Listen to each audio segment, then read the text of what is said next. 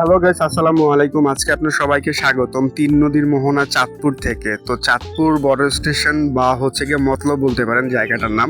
তো আসলে পুরোটা জুড়ে যখন দেখাচ্ছিলাম এতটাই ভালো লেগেছে, আসলে না বললেই নয় আপনাদের বা না দেখালেই নয়। তো আসলে ইলিশের সিজনে কিন্তু এখানে অনেক রকম ইলিশের আহাজারি হয়, আর এই সেই ইলিশ ঘাটের যেই মূর্তিটা দেখছেন এটাই কিন্তু চাঁদপুরের সবচেয়ে মেইন উদ্দেশ্যের জায়গা হচ্ছে এটা। একদম পুরো লোকালয় থেকে একদম পুরো চারপাশটা যে দেখুন দেখাচ্ছিলাম, এতটা ভালো লেগেছে, খুব ভালো লেগেছে। আর চাঁদপুরে কিন্তু মেইন আজকে যে ভিডিওটা করা, সেই ভিডিওটা হচ্ছে একটা গ্রামে তিনটা বাড়ি, সেটা হচ্ছে গিয়ে মাটির তৈরি, তাও আবার আর একটা মসজিদ সেটাও হচ্ছে মাটির তৈরি, সেটাই আজকে দেখাবো। তার আগে হচ্ছে মতলবের জায়গাগুলো যে ছিল সৌন্দর্য সেটাই দেখাচ্ছিলাম। তো আসলে স্টেশন থেকে যখন নামলাম তখন স্কুলটা চোখে পড়লো।